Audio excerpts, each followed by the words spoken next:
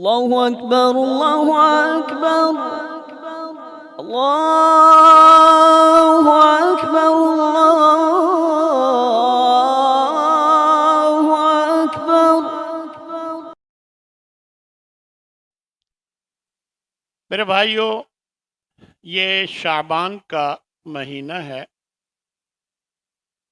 اس مہینے کی نبی کریم صلی اللہ علیہ وسلم کی زبان سے کچھ فضیلت بیان کی گئی ہے، لیکن ہمارے ہاں اس مہینے میں کچھ بدعات کا ارتکاب بھی کیا جاتا ہے۔ خاص طور پر 15 شعبان کی جو رات ہے، شب برات اس کو کہا جاتا ہے، اور اس رات میں خاص طور پر عبادت کی جاتی ہے، دن میں روزہ رکھا جاتا ہے اور عبادت کی جاتی ہے۔ تو عرض یہ کرنا ہے کہ زندگی کے ہر لمحے میں عبادت ضروری ہے۔ عبادت کے لیے کوئی خاص وقت مقرر کرنا یہ نبی صلی اللہ علیہ وسلم کے فرمان کے خلاف ہے۔ مسلمانوں کی جو اکثریت ہے ویسے تو عبادت سے غافل ہے، اللہ کی عبادت سے، اور بعض لوگوں نے اپنے دل میں یہ بات بٹھا رکھی ہے کہ اگر سال بھر میں 2-3 شب بیداریاں ہو جائیں، 4-5 روزے رکھ لیے جائیں تو ہم پکے مسلمان ہو جاتے ہیں۔ تو میرے بھائیو، اللہ کا حکم ہے ادخلوا فی السلم کافہ، اسلام میں پورے داخل ہو جاؤ۔ اللہ تبارک و تعالی نے یہ فرما دیا کہ میں نے تو جنوں اور انسانوں کو محض اپنی عبادت کے لیے پیدا کیا، تو یقیناً انسان، اللہ تبارک و تعالی نے جنوں اور انسانوں کو اپنی عبادت کے لیے جب پیدا کیا ہے تو زندگی کے ہر لمحے میں کوشش ہونی چاہیے کہ ہم اللہ کی عبادت میں رہیں۔ لیکن ہم نے مخصوص دنوں میں خاص عبادت کو خاص کر کے بس ہم نے یہ سمجھا ہے کہ یہ اسلام کا حق ادا ہو گیا، جبکہ نبی صلی اللہ علیہ وسلم ارشاد فرماتے ہیں لا تختصوا لیلۃ الجمعۃ بقیام من بین اللیالی ولا تخصوا یوم الجمعۃ بصیام۔ فرمایا کہ جمعے کی رات کو قیام کے لیے خاص مت کرو اور جمعے کے دن کو روزے کے لیے خاص مت کرو۔ حالانکہ اللہ نے جمعے کو برکت والا دن بنایا ہے، لیکن نبی صلی اللہ علیہ وسلم نے کسی دن کو خاص کر لینا عبادت کے لیے یا کسی رات کو خاص کر لینا عبادت کے لیے، اس سے آپ صلی اللہ علیہ وسلم نے منع فرمایا۔ آپ صلی اللہ علیہ وسلم تمام راتوں میں عبادت کیا کرتے تھے، اتنا لمبا قیام فرماتے کہ آپ کے پاؤں مبارک سوج جاتے تھے۔ صحابہ نے عرض کی یا رسول اللہ، آپ کے اگلے پچھلے گناہ معاف، پھر بھی آپ اتنا لمبا قیام فرماتے ہیں؟ تو آپ فرمانے لگے افلا اکون عبدا شکورا، کیا میں اللہ کا شکر گزار بندہ نہ بنوں؟ اور آپ صلی اللہ علیہ وسلم کا ہر خطبہ، چاہے وہ خطبہ نکاح ہوتا، خطبہ جمعہ ہوتا، خطبہ عید ہوتا، کوئی بھی خطبہ ہوتا، آپ اس میں یہ الفاظ ضرور ادا فرماتے اما بعد فإن خیر الحدیث کتاب اللہ وخیر الحدی حدی محمد صلی اللہ علیہ وسلم، کہ بہترین بات اللہ کی کتاب کی بات ہے اور بہترین طریقہ محمد صلی اللہ علیہ وسلم کا طریقہ ہے، اور بدترین امور جو ہیں وہ نئی دین میں شامل کی ہوئی چیزیں ہیں، اور وہ محدثاتها وکل بدعۃ ضلال، ہر بدعت گمراہی۔ یہ بات اللہ کے نبی صلی اللہ علیہ وسلم ہر خطبے میں ارشاد فرماتے تھے، یاد دہانی کرواتے تھے۔ کہ بدعت سے بچو۔ تو میرے بھائیوں، ہمیں یہ بات اچھی طرح سمجھ لینی چاہیے، کوئی بھی رات خاص کر کے عبادت کی جائے یہ شرعی طور پر درست نہیں۔ ہاں، جہاں لیلۃ القدر ہے، جہاں ذکر آ گیا، وہ تو اللہ کے نبی کا طریقہ ہو گیا۔ تو ہمیں یہ جو 15 شعبان کی رات ہے خاص طور پر عبادت کے لیے خاص کرنا، اس کا شرعی جواز کوئی نہیں۔ شریعت میں ہم پابند ہیں کہ نبی صلی اللہ علیہ وسلم کے طریقے کے مطابق چلیں۔ حضرت عبداللہ بن عمر رضی اللہ تعالیٰ عنہ نے ایک صحابی کو دیکھا کہ چھینک آئی اور اس نے کہا الحمدللہ، اور ساتھ ہی والصلاۃ والسلام علی رسول اللہ بھی کہہ دیا۔ تو آپ نے منع فرمایا کہ یہ اللہ کے نبی کا طریقہ نہیں۔ اللہ کے نبی نے صرف الحمدللہ فرمایا چھینک آنے کے بعد۔ تو یہ جو والصلاۃ والسلام علی رسول اللہ کے الفاظ آپ نے کہے ہیں یہ درست۔ اب دیکھیں، فوراً ٹوک دیا کہ نبی سے آگے نہیں بڑھنا۔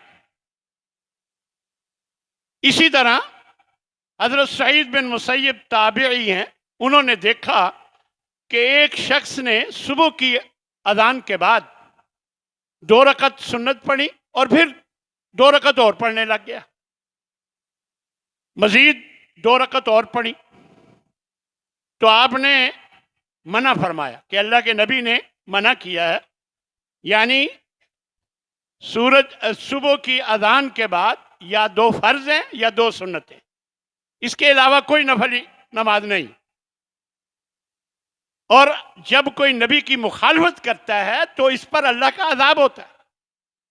تو وہ کہنے لگے اچھا مجھے ان 2 رکعتوں پر اللہ عذاب دے گا، حیران ہو کر کہنے لگے۔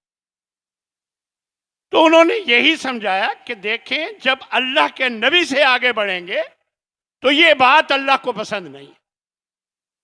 اس لیے میرے بھائیوں، جتنا اللہ اور اس کا رسول ہمیں حکم دے ہم اس کے پابند ہیں، اسی کے مطابق ہمیں چلنا ہوگا۔ اب افسوس یہ ہے کہ بڑے بڑے اسکالرز اخباروں میں مضامین دیتے ہیں، آرٹیکل آتے ہیں، اور بہت تفصیل سے وہ ساری باتیں جو لیلۃ القدر کی ہیں وہ ساری کی ساری شب برات کی رات پر فٹ کر کے بیان کر دیتے ہیں۔ اب دلیل کیا دیتے ہیں؟ دلیل میں سورہ دخان کی یہ 2 آیتیں پڑھتے ہیں کہ حامیم، اعوذ باللہ من الشیطان الرجیم، حامیم والکتاب المبین انا انزلناہ فی لیلۃ مبارکۃ انا کنا منذرین فیہا یفرق کل امر حکیم، کہ یہ کتاب کی قسم جو واضح کتاب ہے، ہم نے اسے برکت والی رات میں اتارا ہے اور بے شک ہم ڈرانے والے ہیں، اور اس میں سارے بڑے بڑے معاملات کے فیصلے کیے جاتے ہیں۔ اب دیکھیں 2 باتیں ہیں، ایک تو لیلۃ مبارکۃ کہا گیا، اور دوسرا فیہا یفرق کل امر حکیم، یعنی بڑے بڑے معاملات کے فیصلے کیے جاتے ہیں۔ اب آپ اندازہ لگائیں کہ یہی دونوں باتیں یہ شب قدر سے متعلق ہیں۔ انا انزلناہ فی لیلۃ القدر، یہاں ہے انا انزلناہ فی لیلۃ مبارکہ، اور وہاں ہے انا انزلناہ فی لیلۃ القدر کہ ہم نے اسے شب قدر میں اتارا، اور وہاں کہا گیا کہ ہم نے برکت والی رات میں اتارا۔ تو یہ شب قدر ہی برکت والی رات مراد ہے۔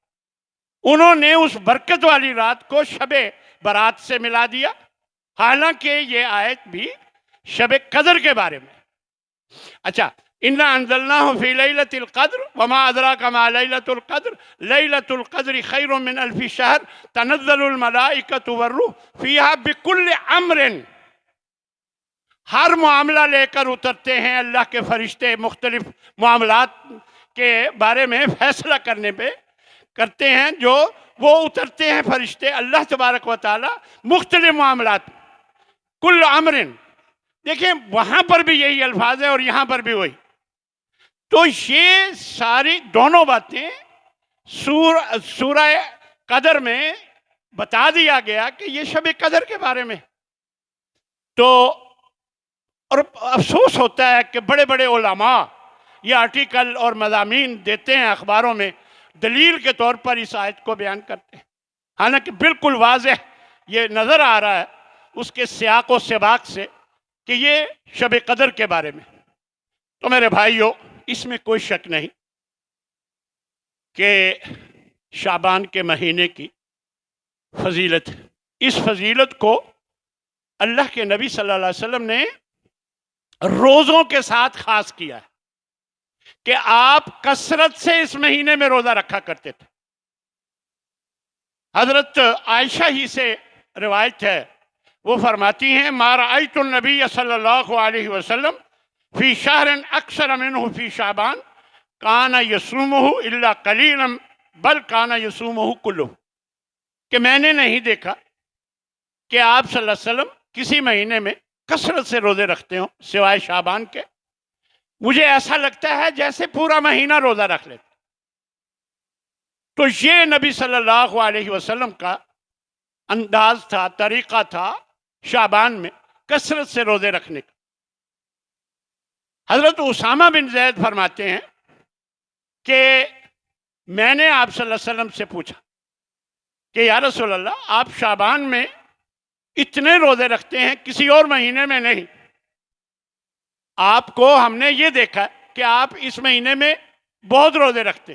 تو آپ نے فرمایا ذاک شہر یغفل الناس عنہ، یہ ایسا مہینہ ہے اس سے بہت سے لوگ، نسائی کی یہ روایت ہے اور صحیح روایت، بہت سے لوگ اس سے غافل ہیں. اور یہ مہینہ رجب اور رمضان کے درمیان، وَهُوَ شَهْرٌ تُرْفَعُ فِيهِ الْأَعْمَالِ إِلَى رَبِّ الْعَالَمِينَ، اس مہینے میں اعمال اللہ رب العالمین کی طرف اٹھائے جاتے ہیں. وَأَحَبُّ أَن يُرْفَعَ عَمَلِي وَأَنَا صَائِمٌ، میرا جی چاہتا ہے کہ میرا عمل جب اوپر جائے تو میں روزے کی حالت میں. یعنی یہ آپ صلی اللہ علیہ وسلم کا طریقہ، آپ صلی اللہ علیہ وسلم کا یہ طریقہ، کثرت سے روزے رکھیں. وہ کرنا نہیں، اور جو نہیں کرنا وہ شیطان ہمیں کہتا ہے کہ کرو تاکہ بدعت کا ارتکاب ہو.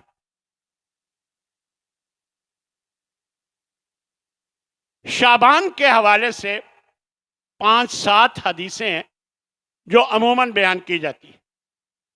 ان میں 5-6 احادیث تو بالکل ضعیف موضوع، ان کی کوئی حیثیت نہیں.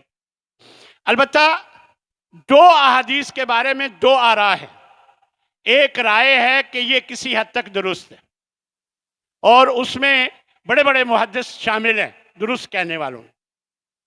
اور وہ 2 احادیث جو ہے وہ کون سی ہیں وہ بھی آپ سن لیجئے. اس کے علاوہ اس میں کچھ محدث ہیں، کچھ کہتے ہیں یہ ساری ضعیف ہیں اور کمزور ہیں اور موضوع ہیں. اور 2 احادیث کے بارے میں 2 آراء ہیں. تو ان میں ایک حدیث ہے کہ نبی کریم صلی اللہ علیہ وسلم فرماتے ہیں کہ یطلع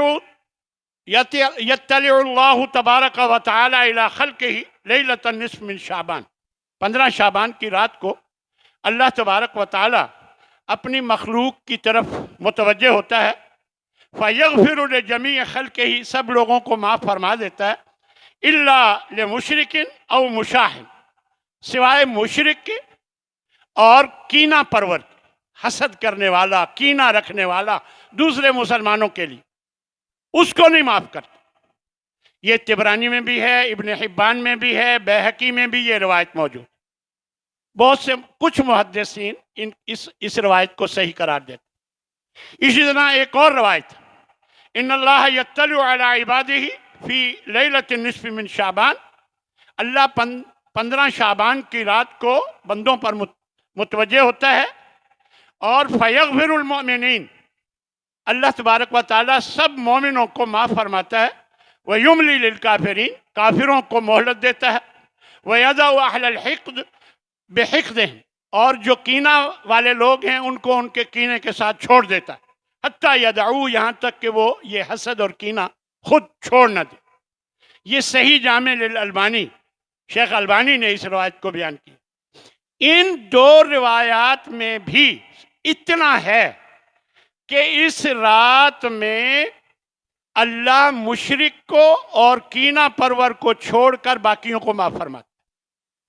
ان دونوں روایات میں یہ کہیں نہیں ہے کہ اس رات میں عبادت کی جائے۔ دیکھیں، بات یہ ہے، لوگوں کا خیال ہے کہ جب اللہ معاف کرنے لگے تو ہم عبادت میں مصروف ہو جائیں تاکہ اللہ ہمیں بھی معاف کر دے۔ اور اللہ کے نبی کیا فرما رہے ہیں کہ ہر مشرک اور جو کینہ پرور ہے اس کے علاوہ اللہ سب کو معاف کرتا ہے۔ اب چاہیے یہ کہ آپ شرک سے اپنے آپ کو بچائیں۔ کینہ آپ نے دل میں اگر کسی کے لیے رکھا ہوا ہے وہ نکال دیں تاکہ اللہ آپ کو معاف کر دے۔ اب آپ مطلبی وقت پر دیکھیں، آپ کو میں ایک مثال دے کر بات سمجھاتا ہوں۔ میں آپ سے کہوں صبح 8 بجے سے 5 بجے تک آپ یہ کام کریں تو میں آپ کو یہ معاوضہ دوں گا۔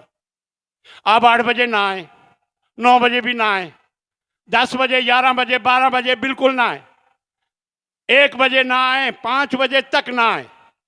جب معاوضہ دینے کا ٹائم ہو اور آپ آ جائیں اور کام کرنے لگ جائیں اور کہیں جی مجھے بھی دیں، بھلا ایمانداری سے بتائیں کہ یہ صحیح بات ہے؟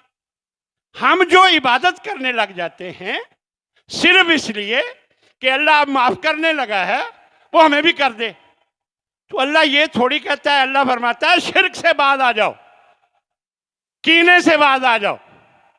تو جب تک آپ وہ نہیں چھوڑیں گے آپ کو اللہ کیسے معاف کرے گا؟ اللہ تو سب کو جانتا ہے۔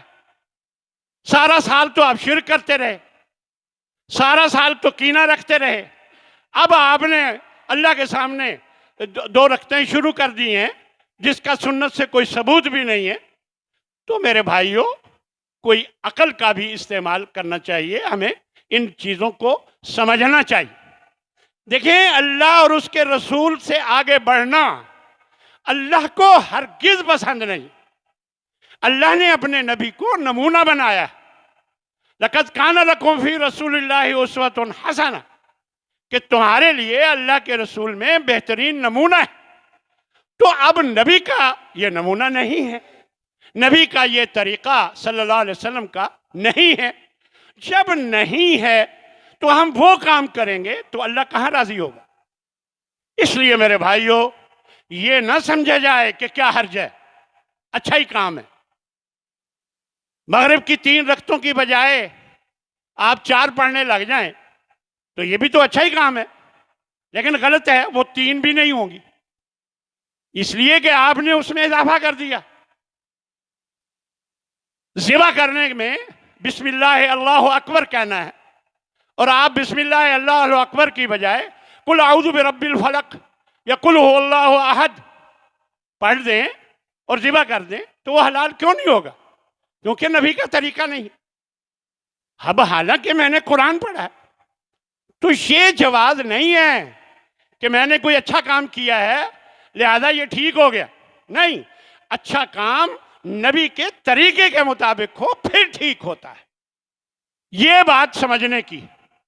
اس لیے میرے بھائیوں، ان 2 احادیث کو اگر درست بھی مان لیا جائے، جیسا کہ بعض محدثین کا خیال ہے اور بہت سے محدثین اس کو بھی ضعیف کہتے ہیں، لیکن اگر درست بھی مان لیا جائے تو اس میں یہ کہیں نہیں ہے کہ آپ عبادت کے لیے اپنے رات کو خاص کر لیں اور عبادت شروع کر دیں اور دن کو روزہ رکھیں۔ یعنی شعبان میں کوئی روزہ نہیں رکھا اور 15 تاریخ آئی تو آپ نے روزہ رکھنا شروع کر دیا۔ حالانکہ نبی صلی اللہ علیہ وسلم کے بارے میں ایک حدیث آتی ہے، اس کی صحت اور ضعف میں اختلاف ہے۔ وہ حدیث کیا ہے؟ وَإِذَا بَقِيَ نِصْفُ مِنْ شَعْبَانَ فَلَا تَصُومُوا، جب آدھا شعبان گزر جائے، باقی آدھا رہ جائے، پھر نہ روزہ رکھو۔ یہ ایک روایت ہے، اس کی صحت اور ضعف کے بارے میں اختلاف ہے۔ دیکھیں، اگر صحیح مان لیا جائے تب بھی جو جمعرات اور پیر کا روزہ رکھتے ہیں وہ رکھ سکتے ہیں، اور جو ہر جمعرات اور ہر پیر روزہ رکھتے ہیں، اور جنہوں نے شعبان کے شروع سے روزے رکھ رہے ہیں تو وہ بھی اگر بعد میں رکھنا چاہیں تو رکھ سکتے ہیں۔ کوئی نظر مانی ہے یا کوئی قضا روزہ ہے وہ بھی رکھ سکتے ہیں، کوئی حرج کی بات نہیں، اگر یہ حدیث صحیح بھی مان لی جائے تو۔ اس لیے ہمیں نبی کا طریقہ اپنانا چاہیے، نبی صلی اللہ علیہ وسلم کے مطابق عمل کرنا چاہیے۔ اب جو روایات ہمارے ہاں مشہور ہیں ان میں ایک روایت ہے جو من گھڑت روایت ہے کہ اللہ تبارک و تعالی، اللہ کے نبی فرماتے ہیں شعبان و شہری و رمضان و شہر اللہ، شعبان میرا مہینہ ہے اور رمضان جو ہے یہ اللہ کا مہینہ ہے۔ شیخ البانی نے اس روایت کو موضوع کہا۔ موضوع ہوتی ہے جو گھڑ کر شامل کی گئی، یعنی بالکل بنائی ہوئی حدیث، گھڑی ہوئی حدیث، تو اس کا کوئی صحت نہیں ہے۔ یہ بالکل حدیثوں میں، حدیث اس لیے کہا جاتا ہے کہ لوگوں میں مشہور ہو گیا کہ یہ حدیث، باقی وہ حدیث وہی ہوتی ہے جو اللہ کے نبی نے فرمایا۔ تو دوسری ایک روایت جو صحیح حدیث میں سے لے کر اس میں کچھ باتیں اپنی طرف سے شامل کر کے بیان کی جاتی ہے کہ اللہ کے نبی حضرت عائشہ کے گھر میں تھے، رات کو اچانک اٹھے اور نکل گئے۔ حضرت عائشہ کو اندازہ ہو گیا کہ آپ باہر نکل گئے، اور آپ حضرت عائشہ بھی پیچھے پیچھے گئی۔ آپ صلی اللہ علیہ وسلم، یہ ساری بات ٹھیک ہے، صحیح حدیث ہے، آپ صلی اللہ علیہ وسلم جنت البقیع گئے، یعنی بقیع قبرستان میں گئے، وہاں قبر والوں کے لیے دعائیں کرنے لگے۔ جب آپ فارغ ہوئے تو واپس نکلے، واپس آنے لگے۔ حضرت عائشہ بھاگ کر واپس آ گئی۔ آپ کا سانس پھولا ہوا تھا حضرت عائشہ کا۔ آپ نے پوچھا کہ کیا ہو گیا؟ آپ نے پوچھا کہ کیا ہو گیا؟ کہنے لگی کچھ نہیں۔ آپ نے فرمایا مجھے بتا دو، نہیں تو مجھے وہ خبر رکھنے والا باریک بین مجھے بتا دے گا۔ تو انہوں نے پھر ساری بات بتا دی۔ یہ صحیح حدیث۔ اب اس کے ساتھ اب اضافہ کیا کیا کہ حضرت عائشہ کہنے لگی یا رسول اللہ، مجھے اندیشہ تھا کہ آپ کہیں کسی اور بیوی کے گھر جا رہے ہیں، اور یہ آپ فرمانے لگے کہ دراصل آپ کو پتہ ہے کہ یہ شعبان کی رات ہے، اور اللہ جو ہے آسمان دنیا تک اترتا ہے، اور بنی کلب کی بکریوں، اس کے بال بہت ہوتے تھے، ان کی بکریوں پہ بال بہت ہوتے تھے، ان کے بالوں سے بھی زیادہ لوگوں کو اللہ معاف کرتا ہے۔ یہ بات شامل کر دی گئی اس حدیث میں، حالانکہ یہ بات اس کی کوئی حقیقت۔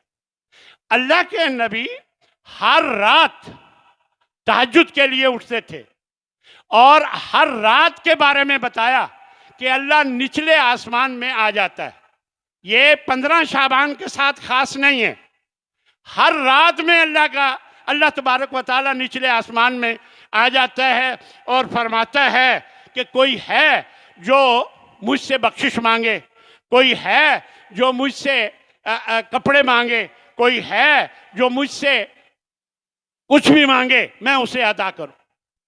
تو یہ حدیث تھی، اس میں نبی صلی اللہ علیہ وسلم نے یہ بتایا، آپ نے جو صحیح حدیث ہے، آپ نے فرمایا کہ جبریل میرے پاس آئے تھے، عائشہ میرے پاس جبریل آئے تھے، اور وہ ایسا ایسا مجھ سے بات کرنے لگے، اور وہ آگے آنا پسند نہیں کر رہے تھے کہ آپ نے دوپٹہ وغیرہ نہیں لیا ہوا تھا، اور میرا یہ خیال تھا کہ آپ سو چکی ہیں، تو میں نے بھی ایسا سے جواب دیا حضرت جبریل کو، اور حضرت جبریل نے مجھے یہ کہا کہ اللہ کا حکم ہے کہ یہ بقیع والوں کے لیے جا کر دعا کرو، تو میں بقیع والوں کے لیے دعا کرنے چلا گیا۔ اب یہ واقعہ صحیح حدیث میں آتا ہے۔ اب اس میں یہ کہنا کہ اللہ کے نبی نے فرمایا یہ 15 شعبان کی رات ہے اور اس طرح، تو یہ سارا جھوٹ شامل کیا ہو. اب صحیح حدیث کو مکس کر کے لوگوں کے سامنے رکھا گیا. اسی طرح ایک اور حدیث ہے جو موضوع روایت ہے، صحیح روایت نہیں ہے. اس میں بھی یہ کہا گیا ہے کہ جب شعبان کا نصف کی رات آئے، یعنی 15 شعبان کی رات، قوموا لیلتہا، رات کو جاگا کرو، وصوموا یومہا، دن کو روزہ رکھو، بے شک اللہ اس میں غروب شمس یعنی مغرب کے وقت اترتا ہے الی السماء الدنیا، اور کہتا ہے الا من مستغفر فاغفر لہ، کہ ہے مجھ سے کوئی بخشش مانگنے والا کہ میں اسے بخشوں، ہے مجھ سے کوئی رزق مانگنے والا. تو یہی بات جو ابھی میں نے آپ سے عرض کی کہ ہر رات یہ ہوتا ہے، اور وہ یہ کہہ رہے ہیں کہ 15 شعبان کی رات کو اللہ اترتا ہے. ایسا نہیں ہے کہ صرف 15 شعبان کے ساتھ اسے ملایا جائے، اللہ ہر رات اترتا ہے نچلے آسمان پر آ کر، یہ کہتا ہے ہر رات، ہر رات. تو اس کا 15 شعبان سے کوئی تعلق نہیں، یہ بھی من گھڑت حدیث. اسی طرح ایک روایت میں یہ کہا گیا ہے، یہ بھی موضوع روایت ہے، کہ من صلی لیلۃ النصف من شعبان، جو شعبان کی نصف کی رات کو یعنی 15 شعبان کی رات کو، سنتی عشرۃ رکعۃ، 12 رکعت پڑھے گا، یقرأ فی کل رکعۃ قل هو اللہ احد 30 مرہ، ہر رکعت میں 30 مرتبہ قل هو اللہ پڑھے گا، لم یمت حتی یری مقعدہ من الجنہ، وہ اس وقت تک نہیں مرے گا جب تک کہ وہ اپنا ٹھکانہ جنت میں نہ دیکھ.